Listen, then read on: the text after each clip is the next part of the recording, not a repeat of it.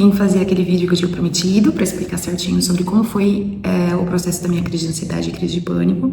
E esse vídeo em especial eu vou explicar como foram os primeiros sintomas para quem tá, né, passando por essa fase na vida, tentar observar os primeiros sintomas já para começar a tomar as primeiras iniciativas, pedir as ajudas necessárias, porque comigo foi um pouquinho demorado. Eu não percebi, na verdade, o que aqueles sintomas em específico eles estavam me dizendo. Então eu acho muito necessário vim aqui explicar em vídeo como que foram os sintomas detalhados para ajudar as pessoas que estão passando por isso também. Bom, tudo começou em meados de 2022, mais ou menos, no finalzinho de 2022.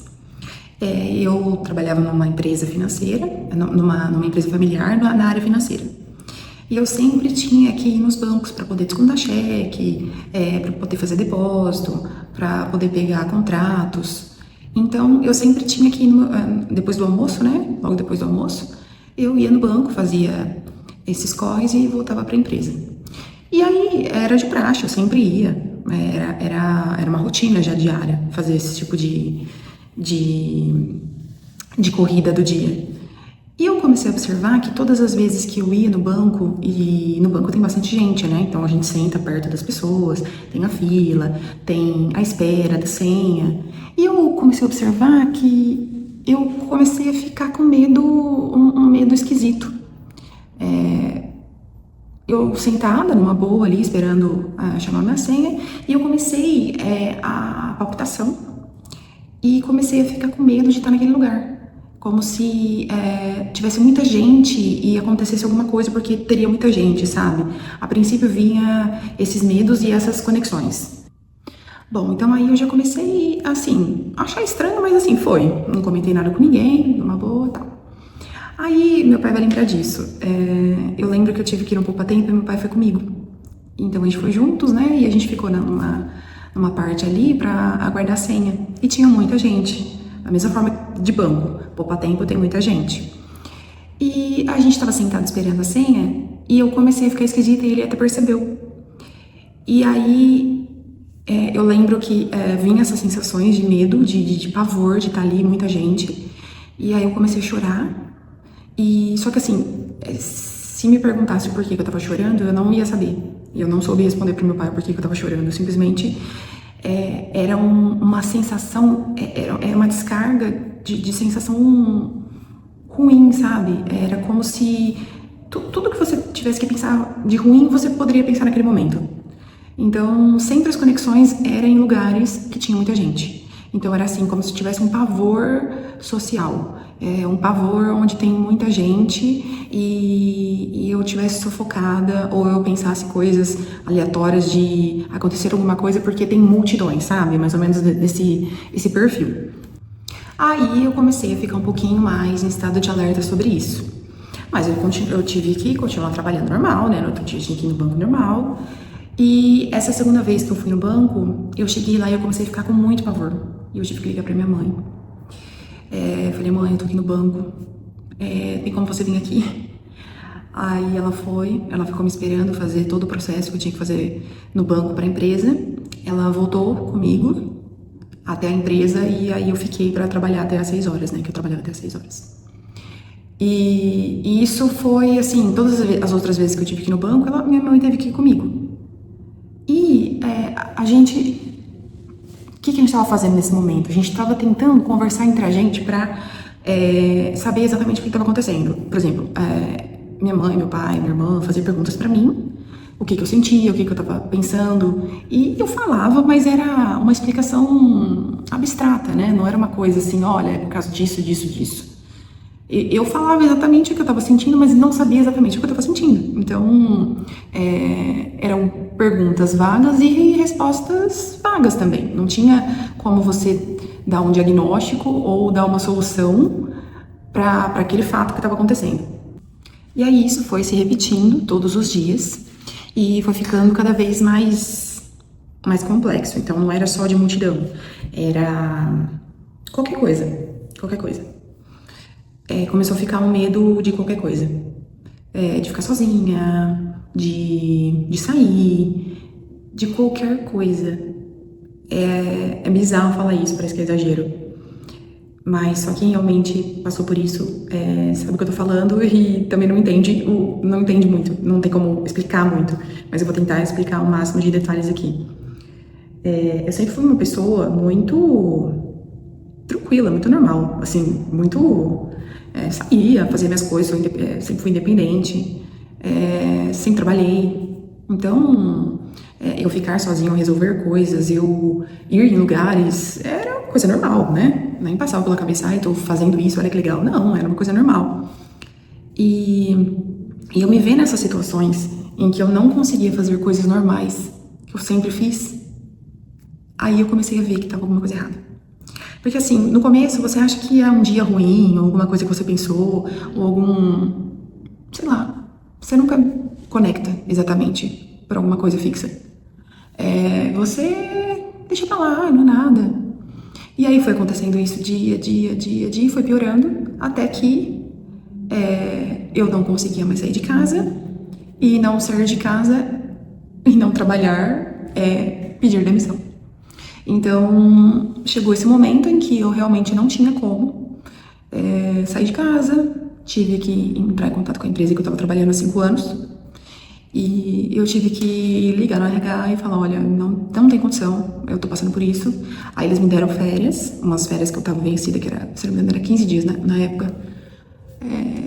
Fica esses 15 dias, se cuida, tal. E aí eu aderi, mas assim, não sei, eu sabia que 15 dias não era suficiente, porque tava aumentando aquilo e eu não sabia muito o que fazer.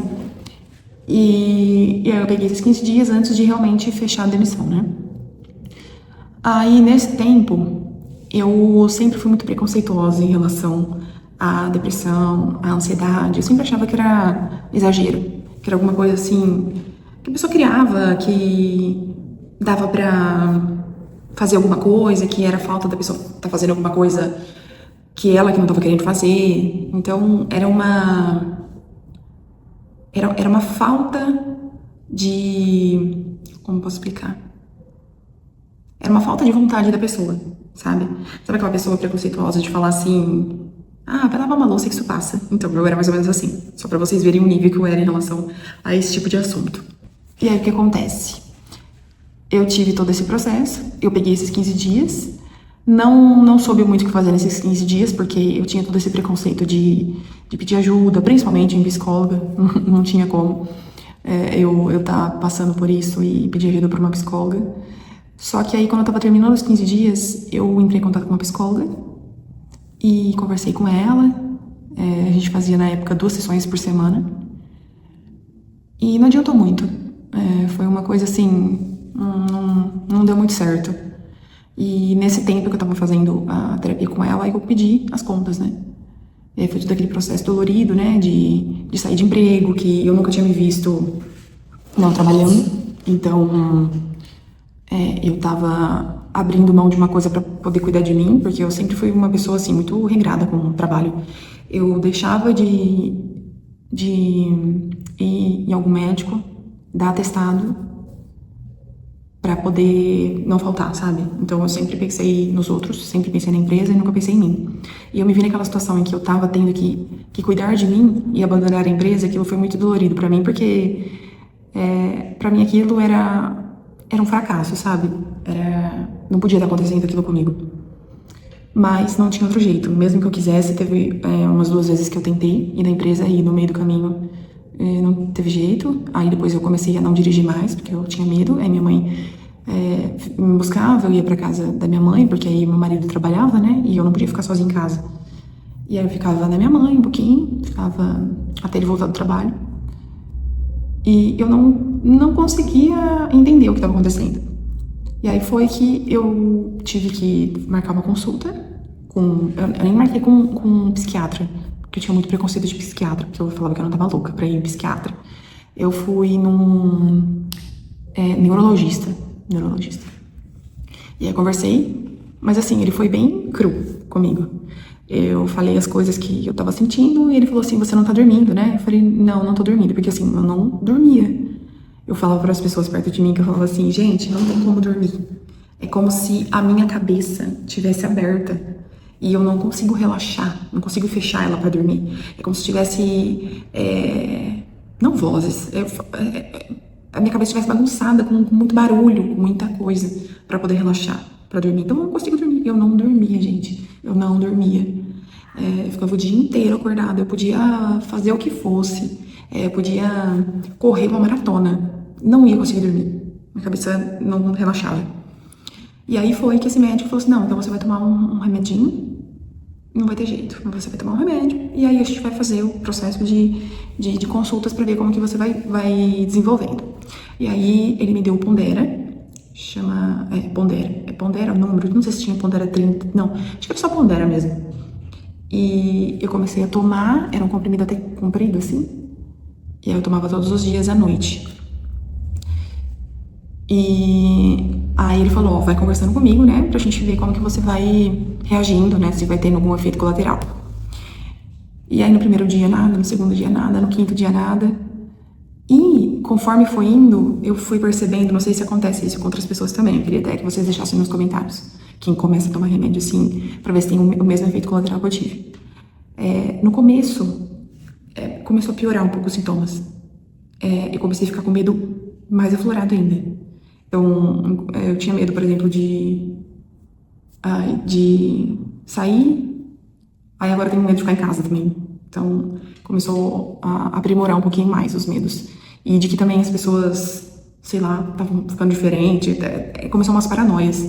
Eu lembro que eu liguei pro meu médico, falei o que estava acontecendo, e eu tava suando muito, eu suava muito a minha mão e meu pé. Ele falou assim, olha, você tá no 10º dia. Geralmente faz o efeito no 11º e 12º dia. Espera um pouquinho. Se passar desses dias e você não passar esses sintomas, você volta aqui e a gente volta a ver uma outra coisa, né? Um outro remédio que dê certo pra você. Porque, inclusive, eu tenho algumas amigas que ainda não acharam o remédio adequado. Elas estão tentando o 3º, 4º remédio que não se dá bem. Tem muito efeito colateral, não resolve, ou dá alguma coisa pior. Então, assim, tem gente que realmente fica no processo de procura do remédio ideal, e nesse tempo a pessoa fica sofrendo, né? Porque ela não tá conseguindo, e o remédio também não tá conseguindo, ela tá num processo de sofrimento. E no meu caso, quando chegou no 11º dia, não foi nem no 12º, no 11º dia, eu tava na minha mãe, e eu lembro que eu tava deitada com a minha mãe, e é como se tivesse tirado alguma coisa de mim, assim. Eu falei assim, mãe, parou todo o barulho, não tem mais barulho nenhum na minha cabeça. Eu tô conseguindo ouvir tudo normal, tipo, sabe? E a gente começou a chorar porque realmente eu ia conseguir começar a ter uma vida normal, mas com um pouquinho mais de melhorias pra resolver essa questão, porque não é só o remédio que vai melhorar, né? Não é só porque o remédio tirou os sintomas principais que eu tava curada. Não é uma coisa tão milagrosa assim. O remédio, ele te ajuda a você seguir com o tratamento adequado, para você fazer a sua melhora contínua, né? Porque sem o remédio eu não tinha condição. Toda aquela fobia, aquele medo, me deixava mais num buraco em que eu realmente não conseguia curar o que precisava ser curado. E aí eu consegui dormir, que pra mim, gente, o dormir... Pra mim não, né? Pra todo mundo. Pra todo mundo que precisa dormir, que não dorme, é um tormento. Você fica totalmente desorientada. E quem tá passando por um processo assim, não dorme, fica mais ainda. E eu comecei a dormir, comecei a ficar tranquila, assim. Aí parou todas essas questões de medo, né? Mas, assim, algumas coisas ainda ficaram. Tanto que eu emagreci 10 quilos na época, porque eu não conseguia comer também. Aí eu fui atrás de uma psicóloga, uma outra psicóloga. Inclusive, é uma psicóloga online, que eu nunca imaginei que eu faria uma consulta online. E ela foi muito boa pra mim. Eu fiquei de 2023 até hoje com ela. No começo eu fazia 3 sessões por semana e mais o remédio. E ela me ajudou demais a entender muitas coisas, a entender algumas questões, como posso falar? Que assim, quando você tem algum tipo de coisa desse tipo, crise de ansiedade, crise de pânico, é alguma coisa querendo te mostrar aonde está algum ponto que você precisa mexer, você precisa melhorar, você precisa retirar, você precisa colocar. Isso não vem do nada. A gente acha que... Eu lembro que eu falava assim pra minha psicóloga: eu tô com defeito, eu não sou assim. Eu tô com defeito, o que tá acontecendo comigo? Eu ficava transtornada, assim, porque eu nunca me vi naquela situação. E é como se eu tivesse com defeito, teria que trocar alguma coisa de mim pra eu voltar ao normal como eu era. E eu queria voltar muito ao normal como eu era, porque eu não era daquele jeito. E eu falava isso pra ela, ela falou assim: não, calma, isso aí é normal. Todo mundo passa por isso, a grande maioria passa por isso, né? Tem pessoas que passam e nem percebem que passaram. E a gente vai resolver isso juntas e tudo mais. A gente fez várias sessões e depois a gente foi diminuindo um pouco as sessões, conforme eu fui tendo um entendimento melhor, né, interiormente. E o que me ajudou muito também com a terapia, com o remédio que foi necessário pra mim, mesmo que, assim, no meu caso, eu tive muita força de vontade. Não tô falando que as pessoas não têm, mas eu fiz tudo que minha psicóloga falou pra fazer, eu fiz. A minha psicóloga até falava que, assim, ela falava para os pacientes dela fazerem coisas e eles simplesmente não faziam. Então não tinha um processo de melhoria, não tinha um processo de crescimento, né, sobre aquele fato. E eu fazia exatamente tudo que ela tava falando pra eu fazer. E a principal coisa que me ajudou demais, que ela até explicou o motivo principal que acontece, né? Ela falou assim, ó, a partir de hoje você vai fazer caminhadas diárias de pelo menos 30 minutos. E assim, eu nunca fui contra caminhada, mas eu nunca peguei pra realmente fazer uma caminhada regrada. E eu comecei a fazer caminhadas diárias, às vezes eu ficava até 1 hora, colocava um foninho, colocava músicas legais, músicas de motivação. Tinha até um rapaz aqui no YouTube que eu seguia, que eu sigo, né? E eu ouvia na época, chama... nossa, não sei o que, Pinheiro. Eu esqueci o nome, eu não sei o que, Pinheiro, que ele é de motivação. E eu ouvia bastante ele nas minhas caminhadas. E a minha psicóloga explicou até na época que, assim, a caminhada é o quê? Nada mais é do que você ver que você tá caminhando. No processo de caminhada, você se vê andando. E você se vê andando pra frente. E você tá passando pelos lugares, né? Caminhando. Então, isso psicologicamente traz algumas coisas no inconsciente de que você tá progredindo, que você tá conseguindo. Então, isso eu vi muito claro, que realmente isso acontece. Comigo aconteceu muito isso. Quando eu comecei a caminhar, eu comecei a ter essas sensações boas, essas percepções, sabe? E começou tudo a melhorar.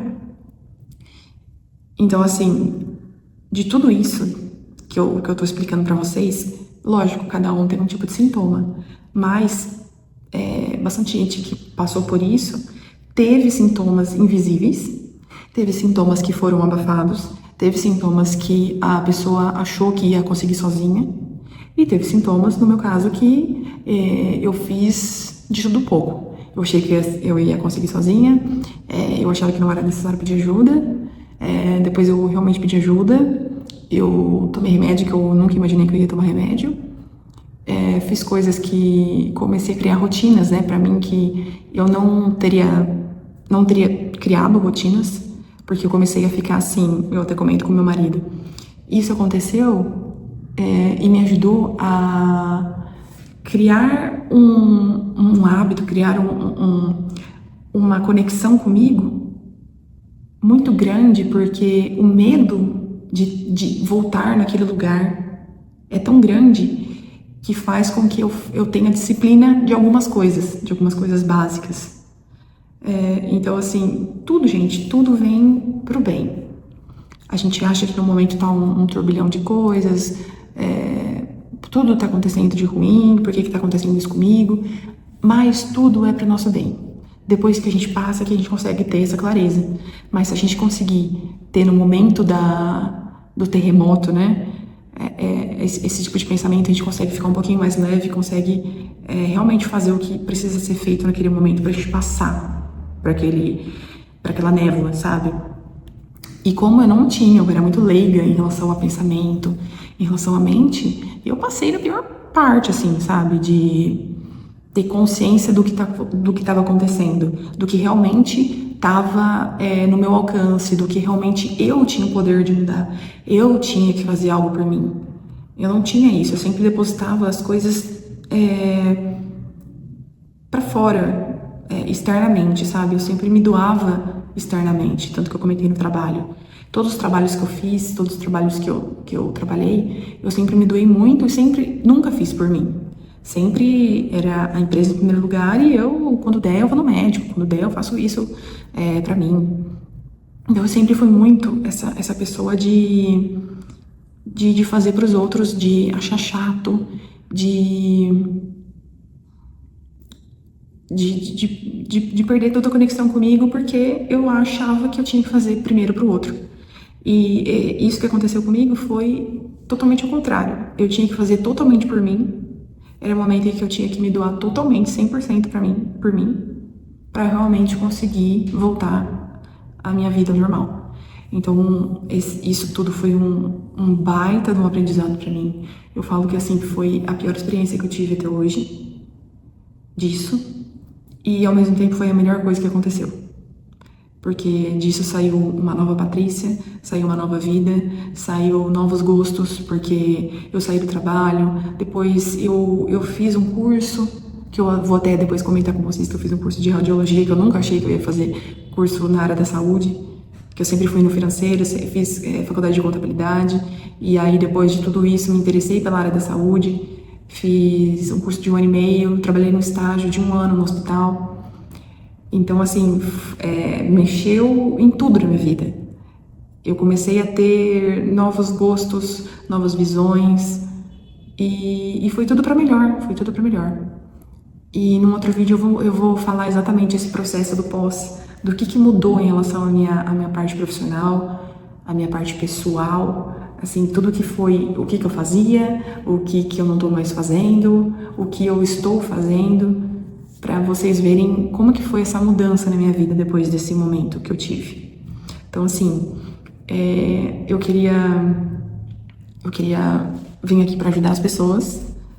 Como eu sempre falo, tudo que eu falo aqui em vídeo é porque eu quero ajudar as pessoas dos momentos que eu passei, das situações de vida, e para as pessoas não se sentirem sozinhas nesses momentos, porque eu lembro que na época eu procurei muito vídeo sobre isso. E muita gente aqui no YouTube me ajudou de vídeos genuínos, sabe?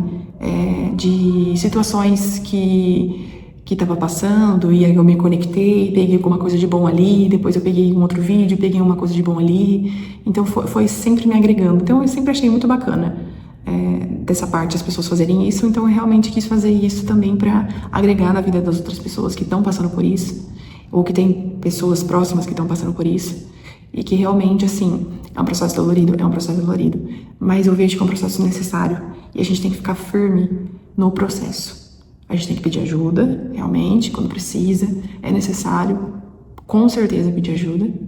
Não adianta ser durona nesse momento, não adianta falar que a gente consegue sozinho. A gente precisa de ajuda, a gente vai passar pelo processo, a gente vai aprender muita coisa com isso e vamos se tornar pessoas melhores sempre. E esse é o vídeo que eu gostaria de ter feito para vocês. Espero que eu tenha ajudado outras pessoas nesse processo e que todos fiquem bem, que é um processo que tudo passa, tudo fica bem e a gente segue firme, tá bom? Um grande beijo, até o próximo vídeo.